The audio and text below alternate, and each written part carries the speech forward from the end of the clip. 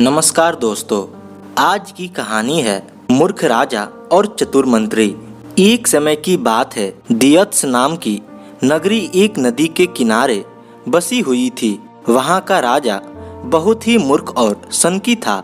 एक दिन राजा अपने मंत्री के साथ संध्या के समय नदी के किनारे टहल रहा था।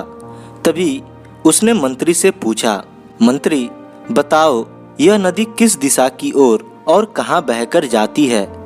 महाराज, यह पूर्व दिशा की ओर बहती है और पूर्व की ओर स्थित देशों में बहकर समुद्र में मिल जाती है। मंत्री ने उत्तर दिया। यह सुनकर राजा बोला, यह नदी हमारी है और इसका पानी भी हमारा है। क्या पूर्व में स्थित देश इस नदी के पानी का उपयोग करते हैं? जी महाराज, जब नदी उधर बहती है तो करते ही होंगे, मंत्री ने उत्तर दिया। इस पर राजा बोले, जाओ नदी पर दीवार बनवा दो और सारा का सारा पानी रोक दो। हम नहीं चाहते हैं कि पूर्व दिशा में स्थित देशों को पानी दिया जाए। लेकिन महाराज, इससे हमें ही नुकसान होगा, मंत्री ने उत्तर दिया। नुकसान? कैसा नुकसान? नुकसान तो हमारा हो रहा है। हमारा पानी पूरब के देश मुफ्त में ले रहे हैं और तुम कहते हो कि नुकसान हमारा ही होगा। मेरी आज्ञा की शीघ्र से शीघ्र पालन करो, राजा गुस्से से बोला। मंत्री तुरंत कारीगरों को बुला लाया और नदी पर दीवार बनाने के काम शुरू करवा दिया। कुछ ही दिनों में दीवार बनकर तैयार हो गई।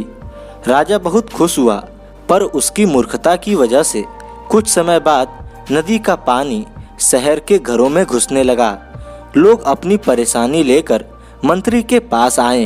मंत्री ने उन्हें आश्वासन दिया कि वह सब कुछ ठीक कर देगा। मंत्री ने एक योजना बनाई। महल में एक घंटा बजाने वाला आदमी रहता था।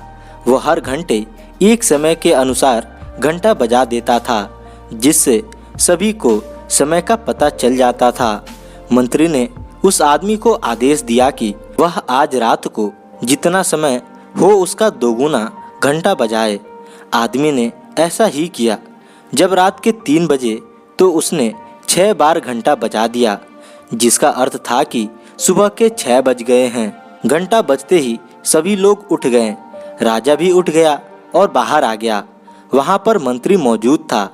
राजा ने मंत्री से पूछा, मंत्री अभी तक सुबह नहीं हुई है क्या? और सूरज अभी तक निकला क्यों नहीं है? मंत्री ने उत्तर दिया, महाराज सुबह तो हो चुकी है, परंतु सूरज नहीं निकला है, क्योंकि सूरज पूरब की ओर से निकलता है।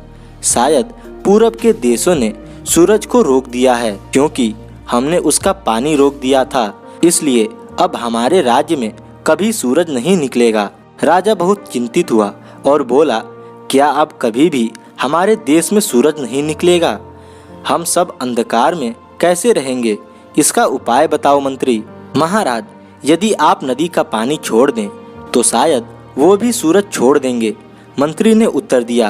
राजा ने तुरंत मंत्री को हुक्म दिया कि वह नदी पर बनाई गई दीवार को तुड़वाए। मंत्री ने राजा की आज्ञा का पालन किया और कारीगरों को आदेश दिया कि दीवार को तोड़ दिया जाए।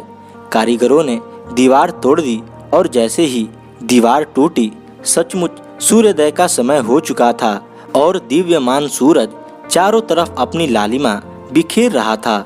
सूरज को उगता देख राजा बहुत खुश हुआ और मंत्री को इनाम दिया और कहा, तुम्हारी वजह से आज हम फिर सूरज को देख पाए हैं। अब हमारे राज्य में कभी अंधेरा नहीं रहेगा। मंत्री ने मासूम सा मुंह बनाकर जवाब दिया, महाराज यह तो मेरा फर्ज था। धन्यवाद दोस्तों।